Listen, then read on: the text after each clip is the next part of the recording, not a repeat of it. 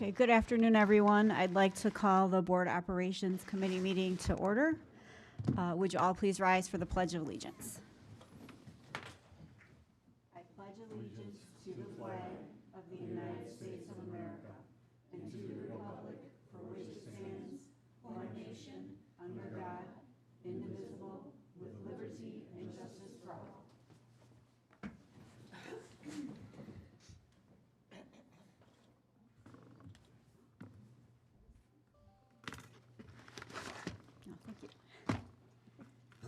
Right. The first item on the agenda, item number 2, is the approval of the previous meeting minutes.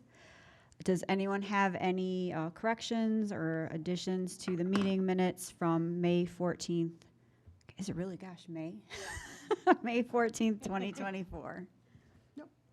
No? Okay, hearing none, we'll move on to item 3, public participation, which no one has signed up for today. So moving right along. Item number 4, items for discussion. Item 4.1 is the disposal report. The disposal report for July mostly consisted of technology, some books and testing protocols, furniture, and equipment. Nothing out of the ordinary. Okay, anyone have any comments on that? All right. Moving on to item 4.2, the treasurer's report. We're going so fast, you can't keep up with the document. So the financials are presented for May. The total cash on hand was $132 million. I will say in May, we started getting our tax receipts, and we continue getting them in June, and we will again receive additional in September and October. In June, we accrue all of our salaries for our teachers for July and August. So although at this point in May, our salaries maybe look lower, they will actually increase in June as we have 5 payrolls that will come on the books. As of right now, everything is trending as normal. I will say it's pleasant that we have about 155% of the budget for interest, which is about $9.1 million this year. Big difference from previous years. And that is all I have for the financials. Great. Any comments on that or questions? Sounds good. Okay, item 4.3, food service contract renewal. Good afternoon. I am here to present our food service management company contract extension. We just completed our first successful year with Organic Life. Their contract officially began August 1st, which truly gave them 12 days to prepare for a complete transition, which I feel they did seamlessly. The food was being served, students were, able to eat, and it was an improvement in the quality of food. So I feel that is something very noteworthy for the integrity of this company, that they made sure with that short period of time that they had enough support from their corporate office with additional chefs that were placed throughout our district at our high schools to support those operations and that quick transition to our start of school. Organic Life's philosophy is aligned with District 300 strategic plan goal number 1, develop the whole child. They believe every child deserves healthy and delicious food to support their overall well-being and success. We have seen that they do not just walk the walk and talk the talk, they walk the walk. The food that has been served this year was significantly better. I'm excited for this new year. Will we be starting a lot more scratch-made recipes? We are buying more whole foods, more fresh fruits and vegetables, and we are working with certain trends that seem to be popular with students, like hummus. We're looking to add that to the menu. Just a lot of other items that we are all really excited for, which is really nice. It's just when you have the right people in the right place doing, I guess, the thing that drives them, their passion, which we're lucky. That's what we have. You see a noticeable difference, and there's a noticeable difference in our cafeterias this year. Let's see, they have increased their rate based on the December 2023 Consumer Price Index, food away from home. The CPI increase was 5.2%, but based on contract verbiage, the maximum increase for the year is 4%.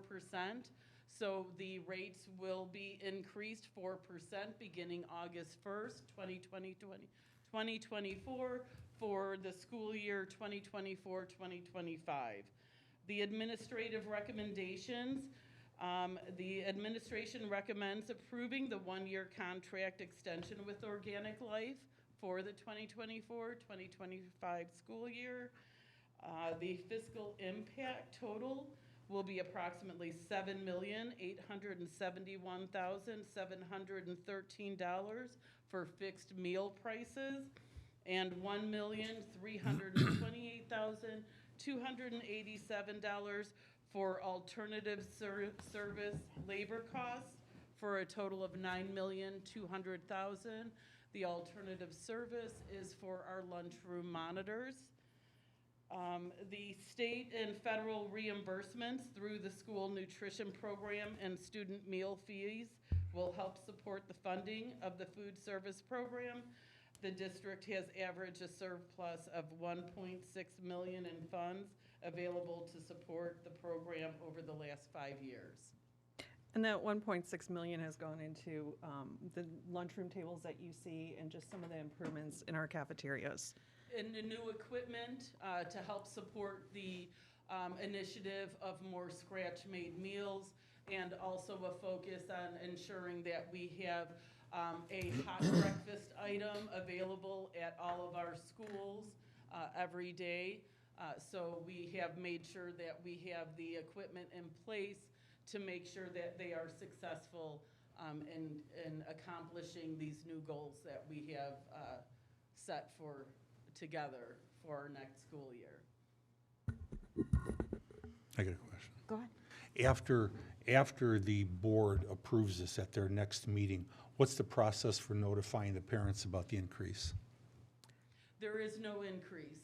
So What? Go ahead. I thought you said there was a 4% increase. this, A 4% increase in the rates that will be charged from Organic Life to the district. We did not have to increase our meal prices for Okay, students okay, because of the healthy program that we okay, have. okay. and that information has went out to the parents already. Okay, good. Thank you. Thank you for the clarification. Yes. Do someone else? I do. Okay, go ahead.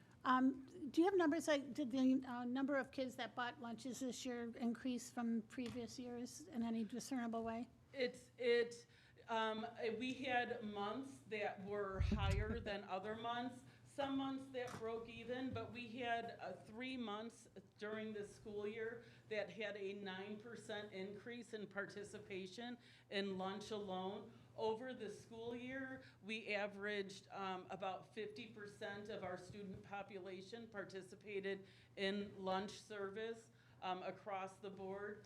And that wound up being if I remember correctly, I apologize, I believe it was overall about a 3% increase over from this year to the previous year with Airmark for lunch service. And I believe it was about a 2% increase for breakfast participation. Which is huge. Yes, we have a very low breakfast participation. Lunch is the main meal that students participate in. And we did, as I stated, we saw about a 4% increase over the year. It was pretty exciting to see on those months where it was pretty, it was a significant increase of 9%. I mean, that's really impressive. Yeah. Great, thank you. You're welcome. I had a couple of questions. So I know early on, there were some issues, just hearing through my daughter and her friends at middle school, about, getting the right quantities available. Has that been improved upon now that we have more data where we don't run out of foods and there's still, a few options for the kids who eat the later lunches? Yes, this first year was really a change in not just a food service company, but we kept 90% of the employees. So it was a change in a 20-year habit that they had with the previous company. So each time these instances, these issues of food running out were brought up, it was addressed directly with the staff at that school. They started reviewing production records, making sure that there were leftovers of each item that they made, and if there wasn't, then that was addressed on an individual basis, where I feel that by the end of the year, they were getting into that groove. They have changed that mindset. It was a year of changing habits. Okay, well, that's understandable. I'm just glad to hear that you feel that it got better towards the end of the year. This coming year, will there be any additional, like vegetarian options available? Yes. Because I know that was another one that I was hearing, like, there's. Yes, and they were doing some small testing groups, and we want to expand on that. Testing, I believe it was chicken nuggets that were not chicken. They were the vegetarian chicken nuggets. I'm not sure what the actual name is for it. It feels weird calling them chicken nuggets when they don't have any chicken in Yeah, it. plant-based. Yes, plant-based nuggets. They are actually adding salad bars to all of our schools, Oh, even great. elementary, so that way everybody has an opportunity to then create a dish, whether it includes meats or not, from that salad bar, where there will be a larger variety of fruits, vegetables, and not just a variety, but different types of apples, different types of oranges and pears, to be able to expand the experience for the students and making it more these options that maybe aren't as familiar, a little more familiar for them. We are also looking at making bento boxes with the hummus and vegetables in there. I'm pretty excited about that one. I mean, who doesn't love a good bento box? Just stop me if I keep running on, because it's like I do get really excited about these changes. And we bought the equipment to help make it so that way these things can be scratch made. So it tastes better.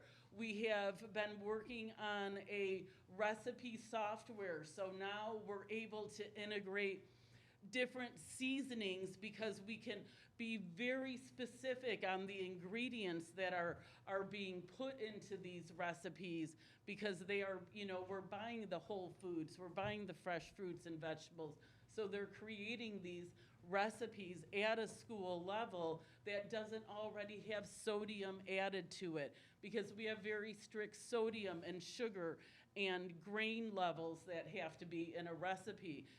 And when you can create that recipe and put all of that information in, you've just created a lot more options that you can use those ingredients for, to create more recipes and be able to expand those entree options. Now, all of our schools, also another exciting change, God, I'm sorry if I'm running on, is everybody's gonna be making their burgers from raw patties. We are not getting pre-cooked patties. They cannot be anything less than an 80-20 patty. So it's an all beef 80-20 patty. It's all beef hot dogs. It's real lunch meat. It's a higher grade chicken. You can't just, you can't bring in, a blended meat of lunch meat or a blended meat of a hot dog.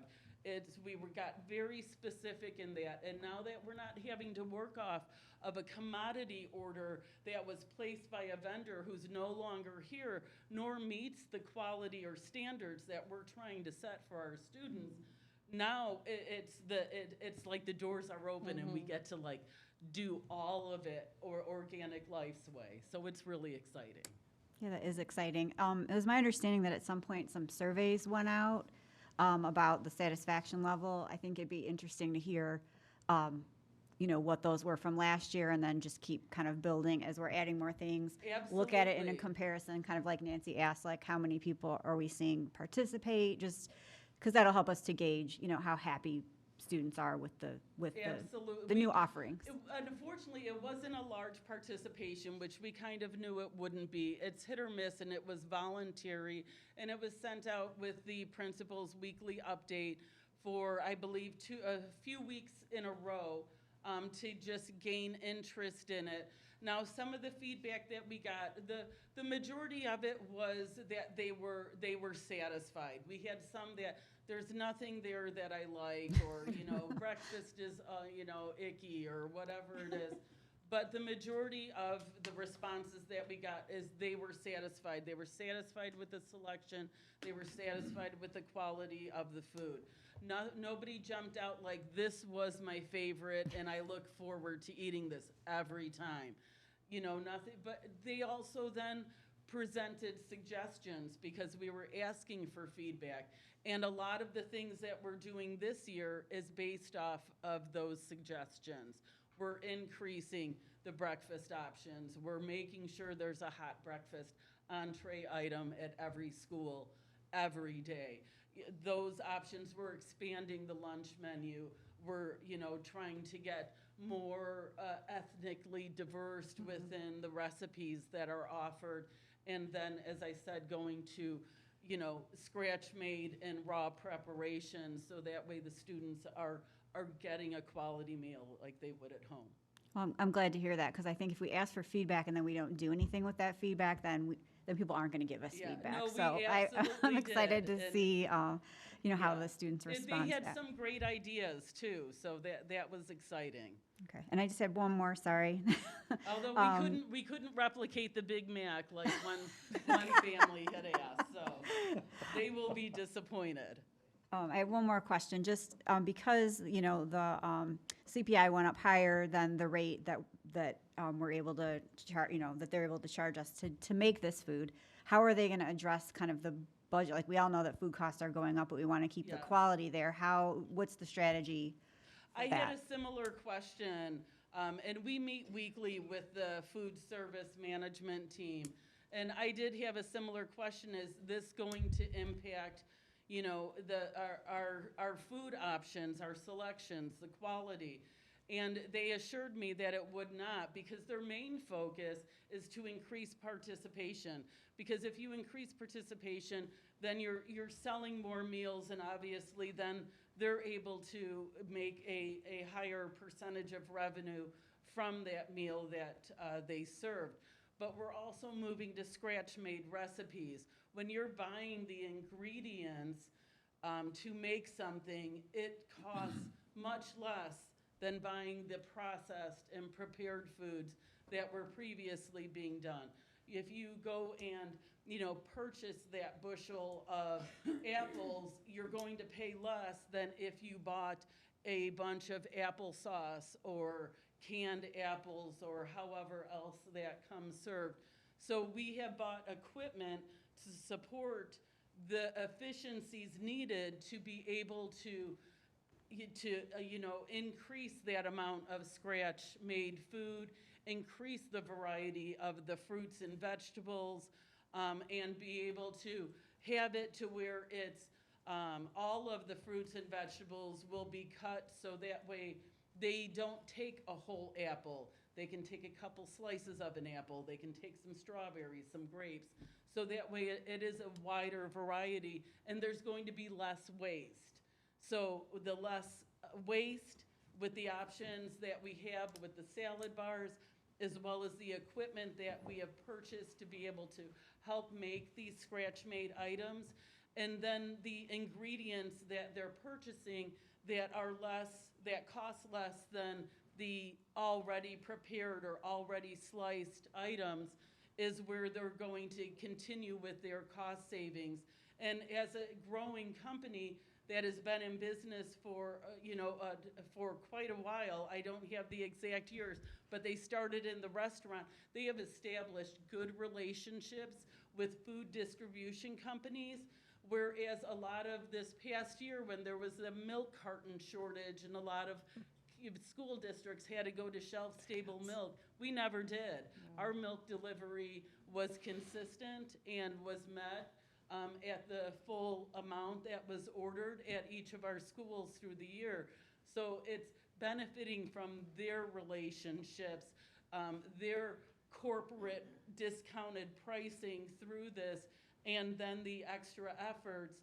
They feel that this is what makes them more competitive with the other food service companies because they do it differently. Oh, great, thank you for the good answer, and I'm excited to see how this year goes. And I am you too. know I'll get feedback from my daughter that I can pass on to you. Please let me know. I can't wait. I'm really excited for the salad bars. That is really going to open up so much for other students to be able to continue being able to eat nutritious food that's going to fuel them for the day. Yes. So we're very excited. All right, well, thanks to the team for, continuing to work with them to get these improvements to, and not just riding with what we had going on this year. I like when we're trying to do better each year, so. Yes, and I'll pass that along. Great. Thank you. Thank you. Thank you, Deb. Anyone else have any food service? Okay, great.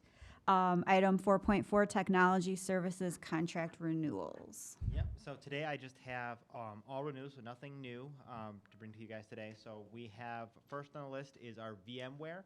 So that is our virtualization software and system. So all of our servers, we don't have like a specific server per application. We have virtualized servers. So our VMware is how we kind of can spin up something right away if we need something. So it handles our backups and how we secure our infrastructure.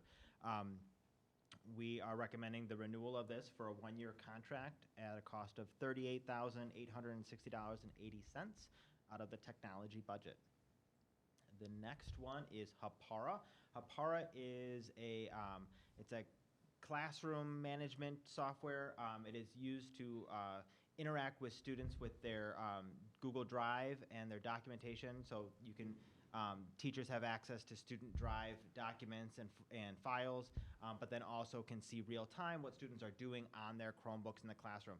There's also nice features where they can interact with the students, they can freeze the screens, they can send specific websites to students through Hapara and have them all on the same task at one time. So it's a really versatile software that we've been using and then we will continue to use at least for the next 2 years, because that's what we're looking for the renewal here at $163,400 out of the technology budget.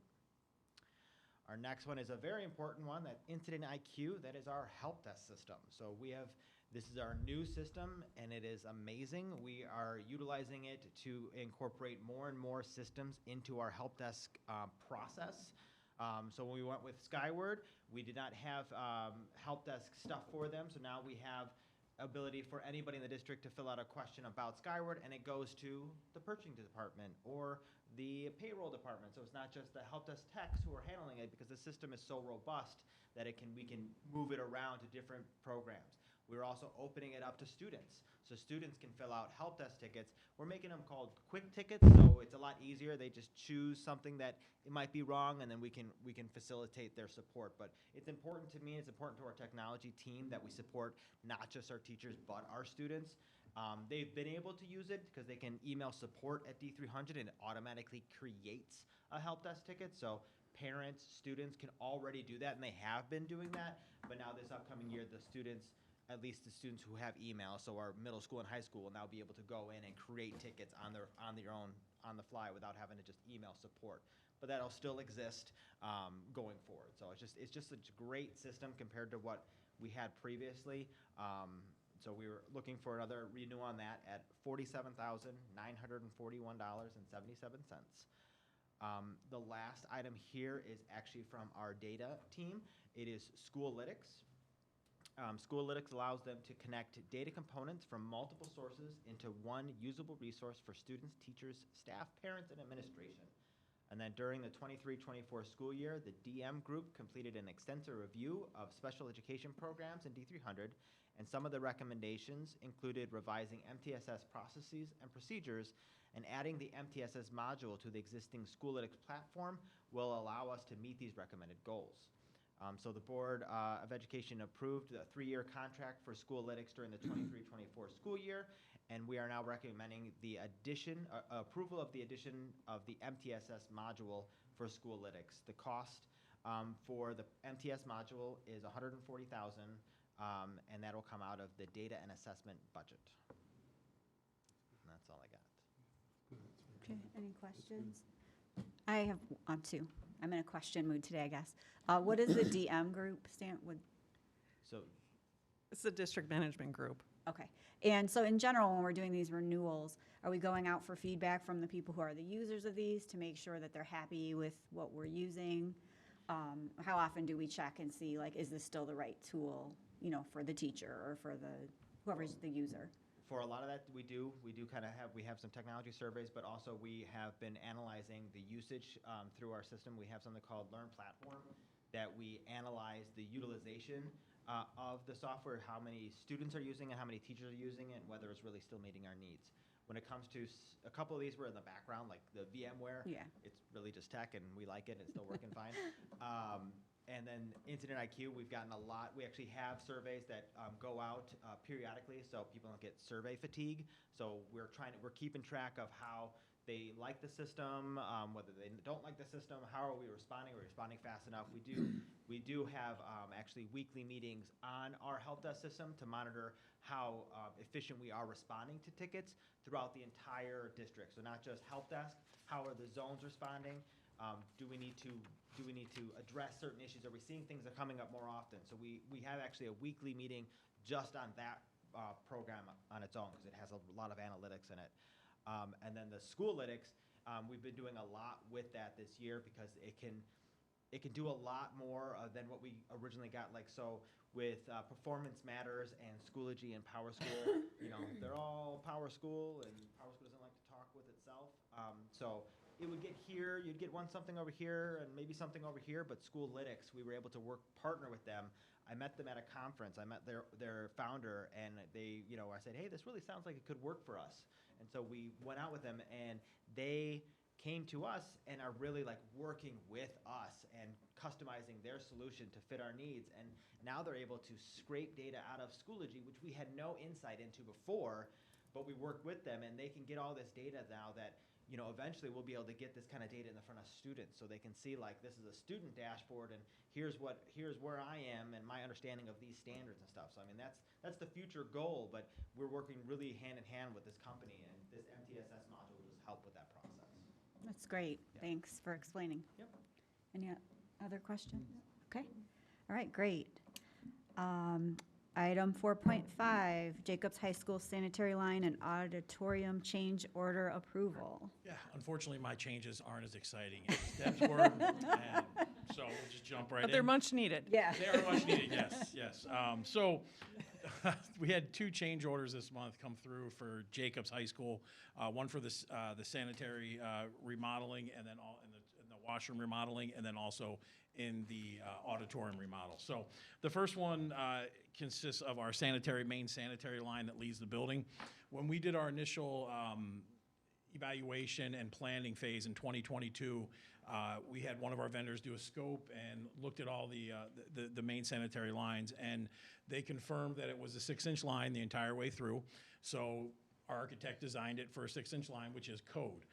When we went to excavate this summer, that line, a good portion of it inside the building turned out to be a 4-inch line, which is not up to code.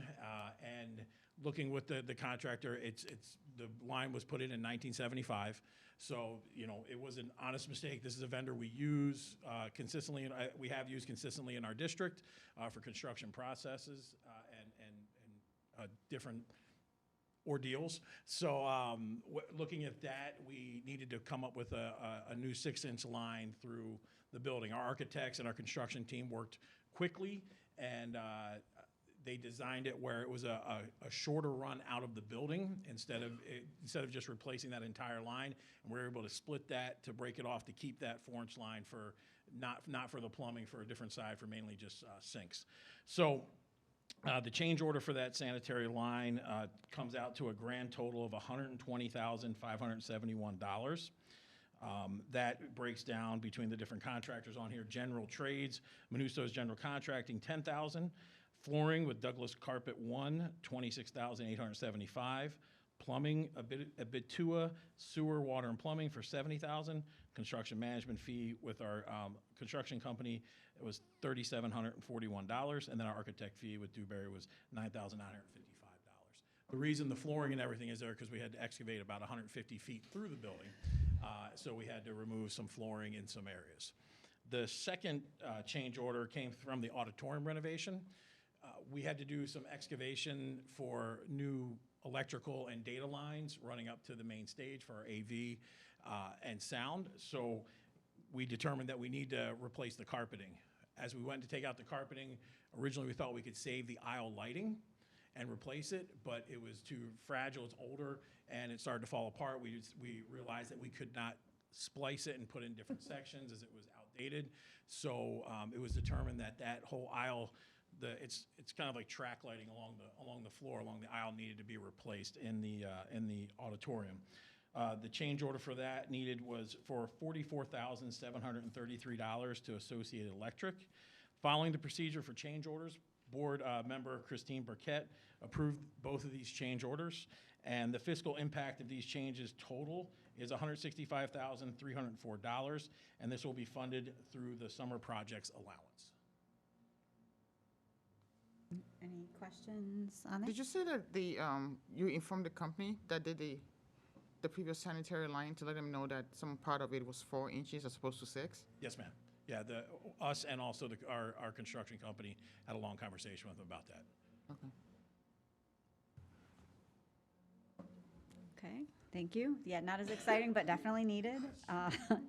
Item 4.6, Dundee Middle School Traffic Study Report. So as you may recall, we have engaged with Kimley Horn to do a traffic study in regards to Dundee Middle School and the safety and just the efficiency of it. Rory is here to present on her findings and share some interesting information, as well as some alternatives to potentially help with our situation. Good afternoon. My name is Rory Fansler-Split. I'm a transportation planner with Kimley Horn, and I appreciate the opportunity to be here. I'm going to kind of run through some information. It's my understanding we're going to start the discussion today. It's a lot of information to digest. I can pause for questions at any point and have reserved time at the end of the presentation as well. And the intent is to provide some time for you to digest this, think through additional questions, and then we'll be back in August to address any outstanding questions. So I'm gonna kind of walk through our process as we move through transportation plans for schools. Our first step is, maybe at the lower right, the little. Thank you. If you scroll past that little toggle, there's a little, is there a, Sorry. I don't know if I can do it here. I don't think so. I'm not hitting wrong. There you go. Oh, okay, I'm sorry. I see something different on my screen than it was up there. Oh, My apologies. Not confusing at all. Let's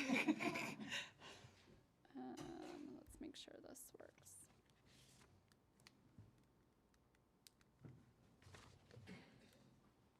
You might have to point it back there. Well, I can get started while we figure out this.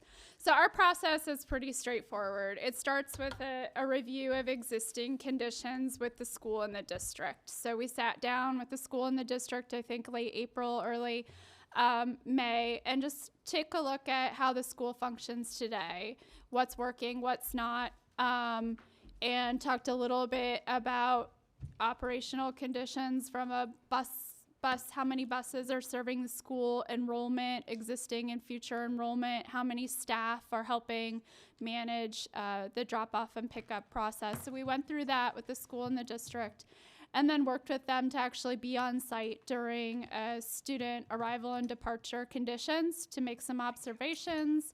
That informed initial findings, which we sat down with the district and school to review and discuss, and then ultimately are here today to present some recommendations for discussion. So as a part of I thought it would be good to just kind of level set and make sure we're all on the same page. Existing conditions. So the school's on the screen. North is to screen, top of screen.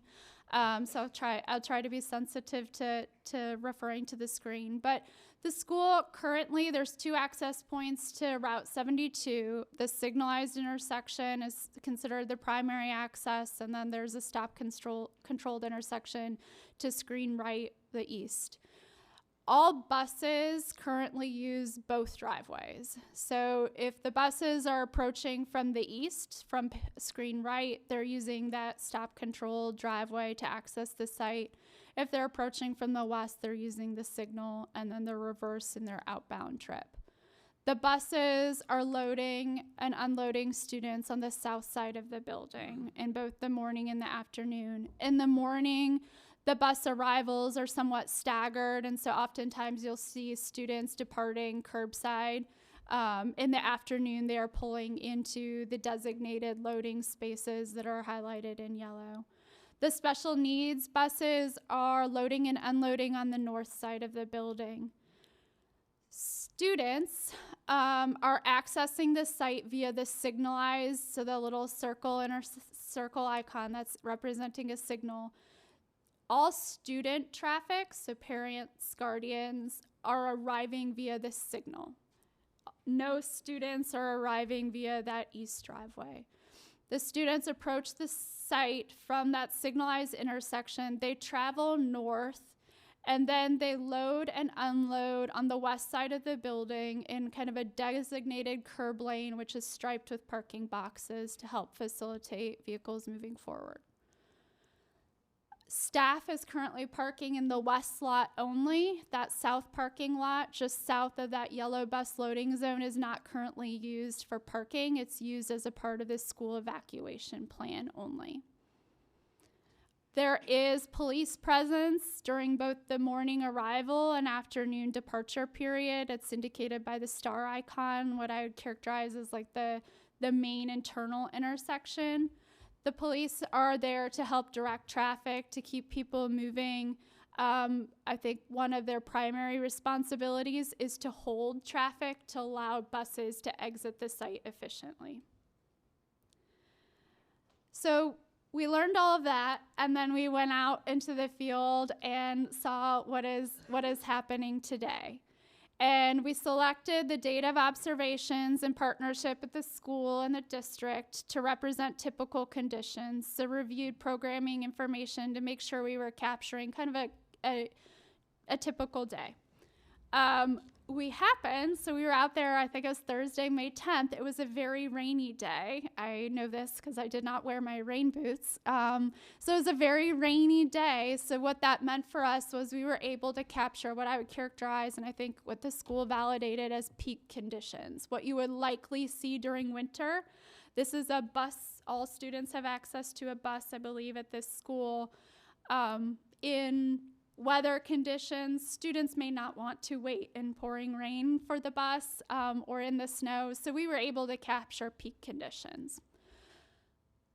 What we saw and what we'll continue to talk about, there are a couple of things we want to highlight, but the primary concern, I think, is the queue. There's a capacity issue, which introduces a safety issue.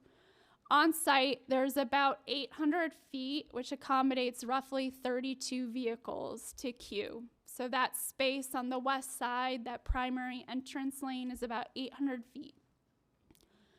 That lane is not sufficient to accommodate the demand. The demand for queue spills onto Illinois Route 72 and it's significant spillback. In the morning, we observed at its peak, it was 26 vehicles. In the afternoon, it was 27 vehicles. What that means is, so the west, folks approaching the site from the west, so your screen left, that are using that eastbound left turn lane, that left turn lane is full. Folks approaching from the east, so screen right, that queue is extending past that east driveway. The queue is extensive, and we'll talk about that more in a minute. The school is processing, it's working well, right? It's processing a lot of traffic. When we were out there, we also installed traffic cameras at the two driveways to measure traffic volumes and evaluate the signal, and B, to just validate use of the driveways and how that east driveway was actually being used. What we saw in the morning, peak hour, for school peak hour, so the highest volume of school traffic occurs from 8:15 to 9:15. It's a pretty concentrated arrival time frame. Everyone's getting there right before the bell or right around the bell, but it's a total of 525 trips. Those trips, again, are maximizing that full queue space. A couple of on-site conditions beyond just the queue that are really limiting factors, limiting the efficiency. The circle that's on the screen, there's a curb radius that is challenging for people to make an outbound right turn movement. In some cases, they're in conflict with an inbound vehicle. In some cases, they're hesitant to make that right turn. And so what happens is you get gaps in outbound traffic of what I observed was 2 to 3 vehicles at times. So you're not fully maximizing your green time that you're getting from that signal. There's these gaps artificially being created between vehicles because that right turn is so hard to complete. What we also saw is the southbound right turn lane. There's a dedicated right turn to help facilitate outbound traffic traveling to the west. It's pretty short. And because the queue in the left lane is so extensive, in many cases, people cannot access that right turn lane. So again, you're not fully maximizing your outbound traffic. Why this is important is because for about a 5-minute period in both the morning and the afternoon, what is controlling the efficiency of the site is outbound traffic. You cannot load any more people onto the site because the parking lot is full. There is no more room to get vehicles on site. We can't get vehicles off site fast enough. The other thing we noticed is those parking boxes, the intent is good, right, to create a visual cue for people to move forward to the next space. But in many cases, it's, again, creating artificial gaps between vehicles. At times, 2 to 3 additional vehicles could be accommodated on site. So a couple of these relatively minor improvements on site could help increase capacity, but it's not going to solve the big issue of 26 plus vehicles queuing off site. Similar conditions were observed in the afternoon. I won't go through it in detail. The one thing I'll note, you notice the big difference, 525 trips in the morning and then 330 in the afternoon. That's largely because the pickup process is distributed across a greater period of time. That could be due to after-school activities. It could be due to parents saying, oh, my kid can wait there for 10 more minutes. I'm going to skip, wait till this queue is a little shorter before I pick up my student. Whereas in the morning, they need to be there. They're going to be tardy. So the queue is concerning because what is happening is, as I suggested earlier, it's spilling back past that east driveway, and there isn't a dedicated space for these vehicles to queue. There is a dedicated right turn lane at both driveways, but it's not continuous. And so this queue is actually in conflict with through traffic on 72. 72 is characterized by IDOT as a principal arterial. Principal arterials are designed to carry through traffic. They generally carry higher volumes of traffic. You all know this from being out there. This roadway in this particular segment carries almost 14,000 vehicles per day. During the school peak hours, it's roughly 1,500 vehicles per peak hour.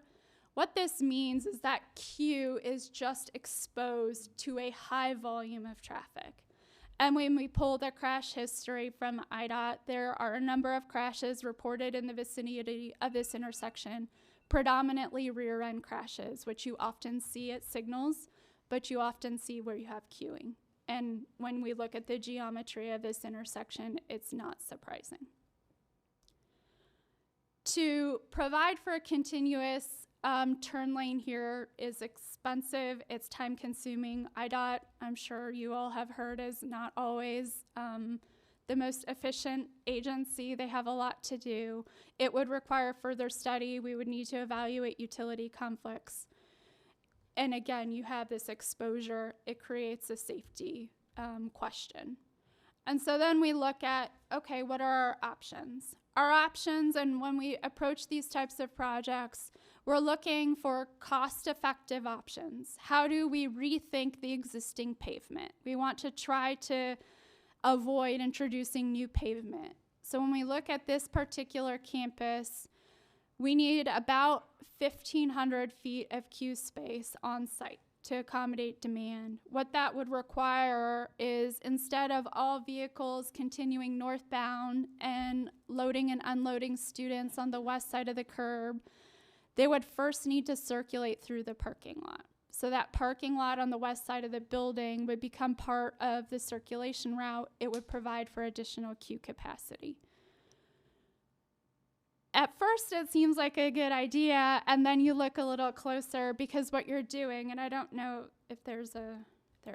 I can try, what is the best way, maybe for here, where you get out. Yeah, the outbound would require a lane shift. So suddenly your inbound traffic, they're not, the outbound has to cross over. You'd have to stop traffic. It requires a lot of manual control and introduces an on-site safety concern. Not ideal. And in this alternative too, it provides no flexibility for the campus moving forward. This option gets us about where we are today. So as enrollment grows and the queue grows, there's no additional capacity on campus. So then we look at, okay, what are our options to avoid this constraint, which is Route 72, Higgins Road? Can we provide a connection to the west? Well, there is a connection to the west. It's a gated emergency access to a private property. We can't have all school traffic routed through a private property. If we look to the east, there's Recreation Drive, and so that is a public road. If the opportunity were to present itself to provide a connection to Recreation Drive, there is an option which would allow us to provide queuing that is, this option would eliminate all queues spill back to Route 72. In this scenario, again, if the option presents itself, what would happen is all student and staff traffic would approach the site from Recreation Drive.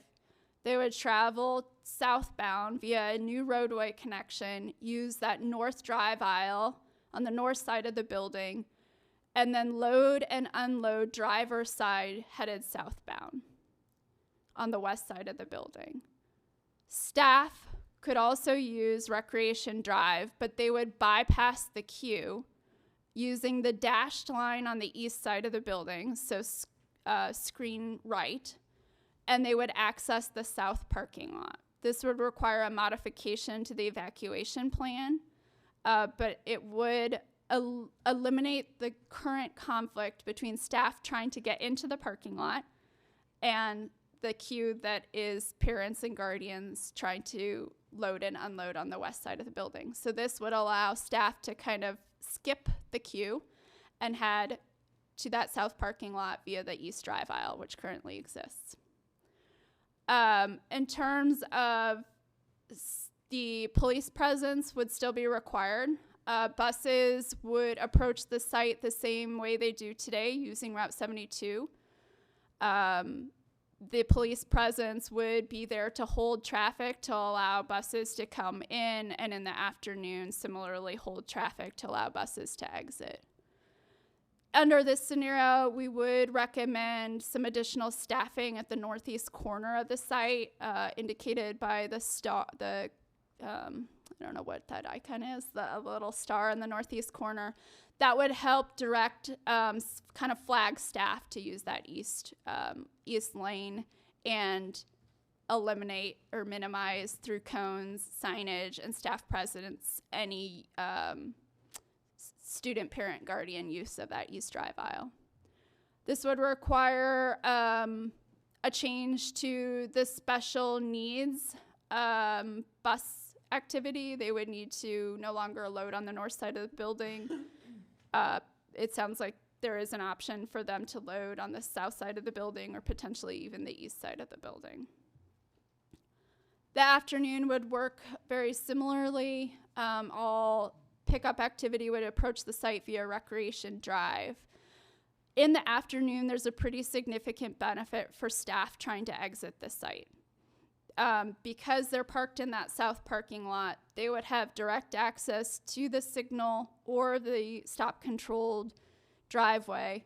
They would not be mixed into that pickup drop-off or pickup queue. They would be able to exit the site more efficiently than they are today.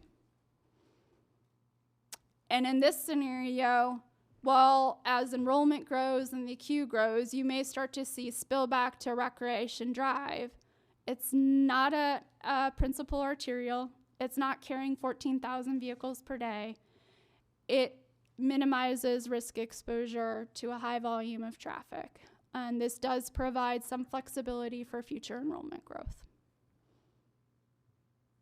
So with that, again, I said it at the start, I know it's a lot of information. I'm happy to walk through anything in greater detail, answer questions, give you time to process, but I will stop. I've got them. Go ahead. Oh, okay. Do you know the feeder schools to Dundee Middle School? I do not. Chuck, I'm thinking for elementary school, we generally do not have the kids exit on the driver's side. We generally have them exit on the passenger side. The reason I ask about the feeder schools, it's a contradiction for the kids now, so. Yeah, so in our work with other districts, you're correct. At the elementary school level, very rarely do we have any scenario, with few exceptions, where we are loading and unloading on driver's side. As the students are older, it gives you more flexibility because they can exit the vehicle by themselves. It does require, I mean, I can think back to when I was younger, you want to sit in the front seat. That cannot happen in this scenario. They would be required to sit in the back seat. That would require a pretty strong communication plan, some staff presence when this is first rolled out to encourage and discourage behavior of exiting passenger side. You're correct. This would be a shift. Yeah. Okay. Yeah, I'm inclined to agree that's going to be like a problem at middle school, to be like, you got to get back in the back seat, or that's where like the cello is, or the sports bag is, or whatever. So that would be tricky.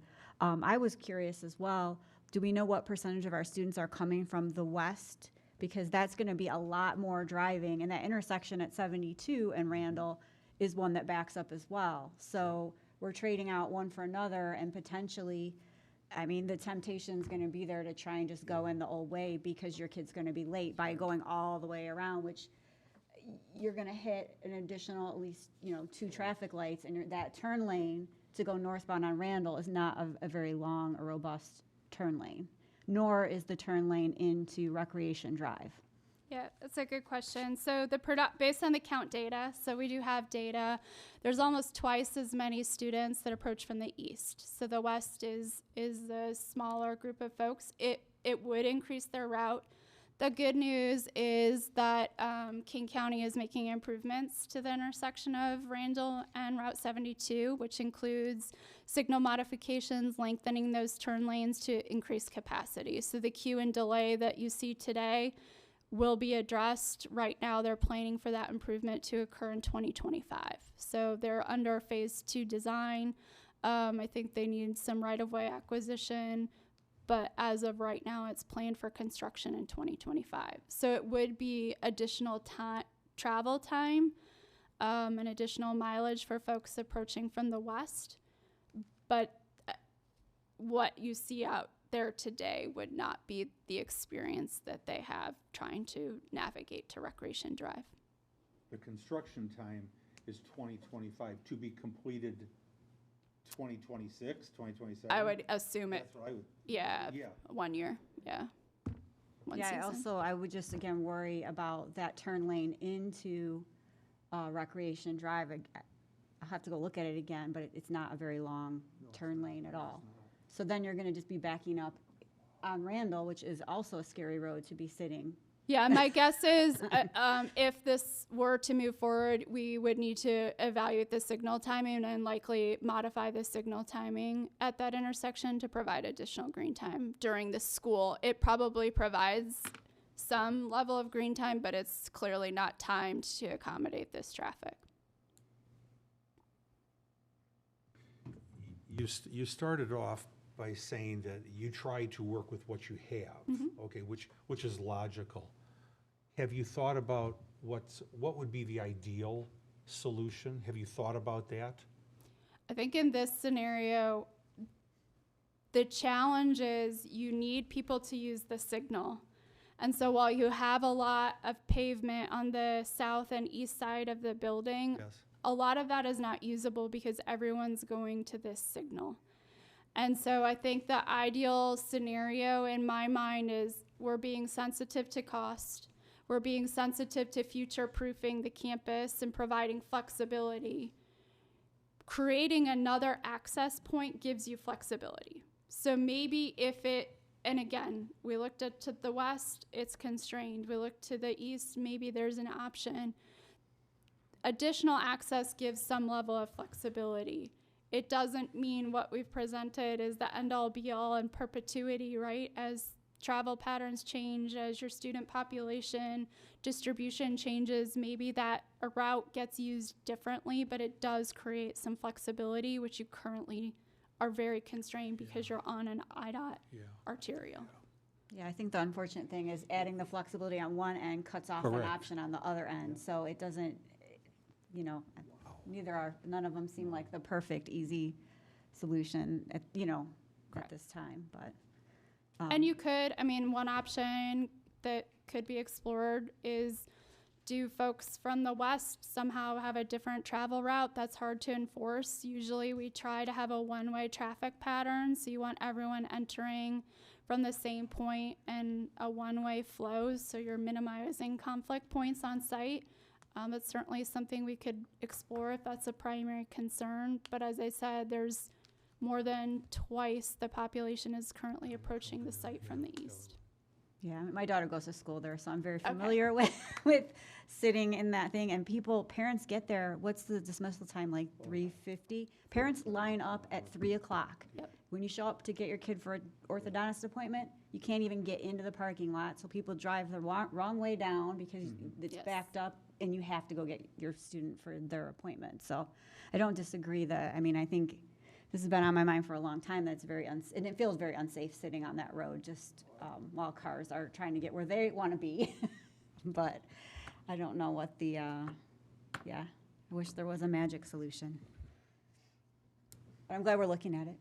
Yeah, I will say too, I think what we've learned in doing this work for other campuses is it's about trade-offs, right? And really evaluating, call it pros and cons, or I call it trade-offs. And I think that's something to think through as you consider the different alternatives. Or, a lot of this is your experience, or for those that haven't driven the site, even though school is not in session right now, drive the site and experience it. And if there are ideas or suggestions, we're certainly open to exploring them, but rarely will you find a solution that is perfect. It's about balancing those trade-offs.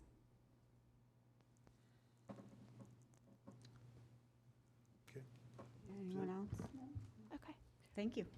What we'd like to do is give you guys some time to think about this and look at it, and then have Rory come back in August. That's a good idea. That's a good idea.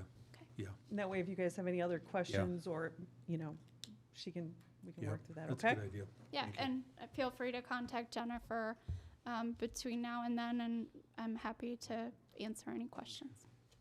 Thanks, Rory. Thank you. Thank you.